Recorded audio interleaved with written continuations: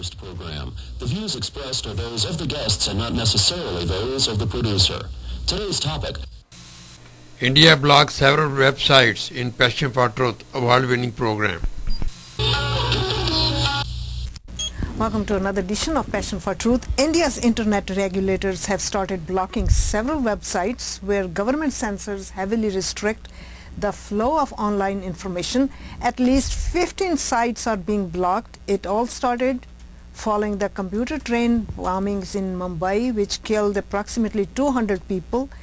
Is the move related to the blasts, and will it improve the country's security threats? All next with our panelists, starting with Dr. John Valdez, ex-president, vice-chancellor, Central Buganda University, ex-colonel John Brinkenhoff, also ex-associate director of FEMA, Anne Bawalda, Director Jubilee Campaign and Honor Just Law International. She recently testified before Congress on material support regarding refugees.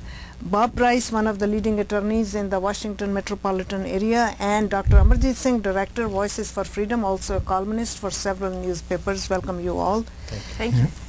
Can India, Dr. Singh, improve its intelligence gathering by blocking its websites to its people?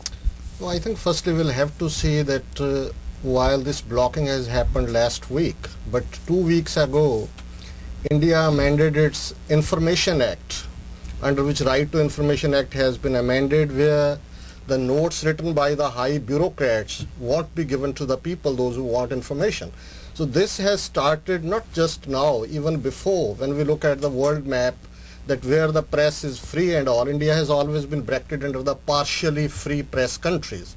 So I think after these Bombay blasts, government needed to do something, as there was a jingoism in India as well. Oh, we should do Lebanon-like thing, what Israel did in Lebanon, we should go overboard and punish Pakistan. And India, even without finding any proofs, right away blamed it on the terrorists sitting in Pakistan. There was no investigation done and nothing like that. So I think this is more of... They were not Al-Qaeda militants? Oh no, not at all. As even the two prominent journalists of India, Khushwant Singh, Prafulla Bidwai, they have written in their columns that there are no proofs yet and they just accused and blamed. And I think as that war jingoism in India, which wanted that Pakistan should be punished as the way Lebanon has been punished, to calm that down, they have come up with certain measures. They suspended the peace talks for the time being.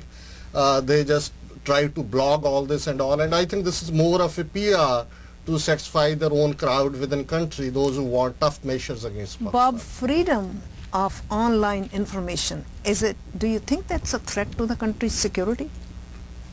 To the country's security? No, yeah. No. And if, ostensibly, I guess they don't want people to read things that'll foment trouble, get people who would think about certain things to think about it more, or to find like ideas that or undermine the government on the internet. But it's particularly India, unlike China.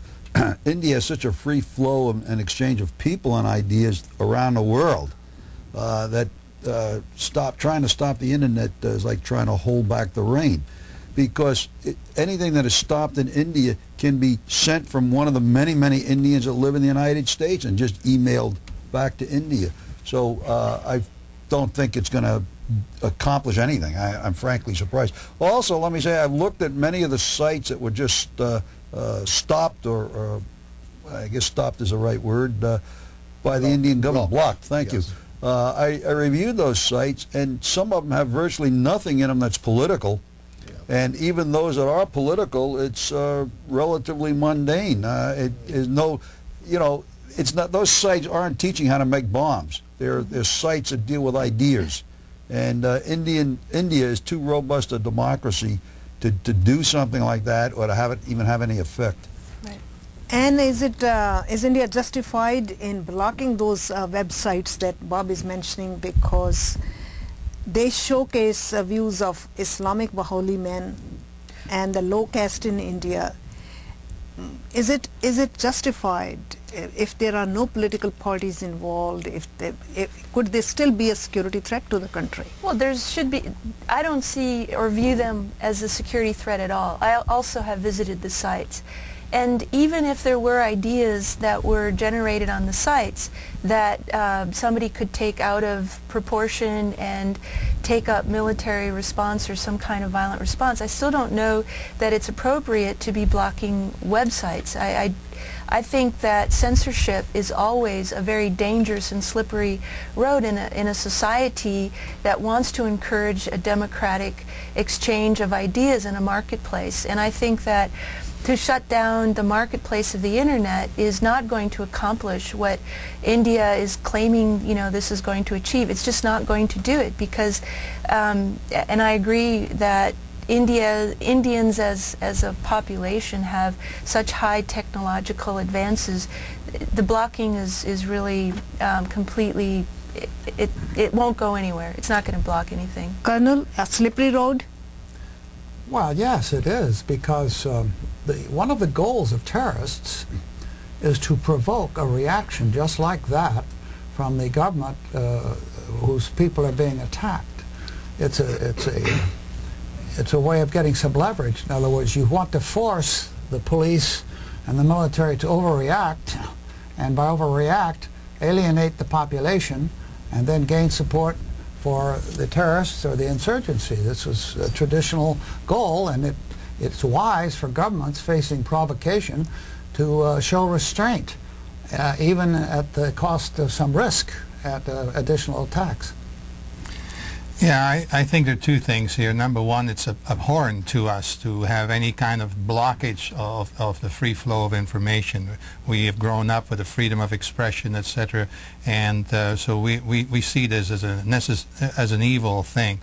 The other thing is, historically, it sounds to me like going back to the Dark Ages when the information was restricted, and we have learned from our history that only when there is a free flow of ideas that a country advances. So this is a strike at India's development, in my sense, in economic development, intellectual development, academic development. When you block the free flow of information, that's what you're doing. You're blocking all of it.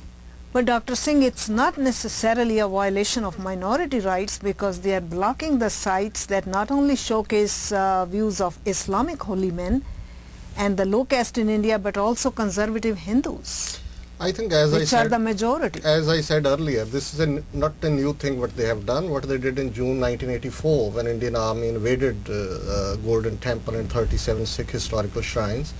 All media in Punjab foreign media was thrown out of Punjab, and even local papers were not allowed to publish any account of it. The same thing in November 84 when thousands of Sikhs were burnt alive or lynched in the streets of Delhi. The papers were not covering that, and there were blank spaces there.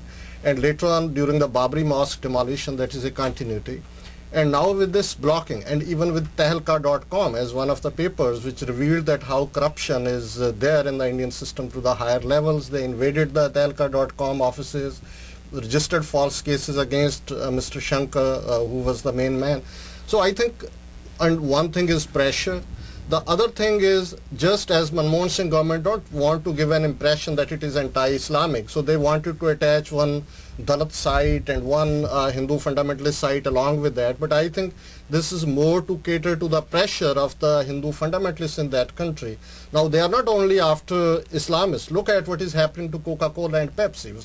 Some unknown research institute in India came up with, it has 32 times more insecticides in them. Now, the state governments in India, in Madhya Pradesh and Karnataka and all, they have banned Coca-Cola and all. So this war, what we are seeing is, this is again under pressure of the Hindu fundamentalists. On one hand, they are targeting Pakistan or Muslims. On the other hand, they are targeting multinationals. Bob, is it an attempt to boost government controls? Well, yeah, it's an exercise of government controls, and I have to disagree somewhat. I mean, it's not a religious group that's doing this; it's the government that's doing it. Now, the government of India is not, as it was before the last election, is not as pro. But it's under the pressure of the Hindu fundamentalists. Well, all politicians react to their base or act to their base, and to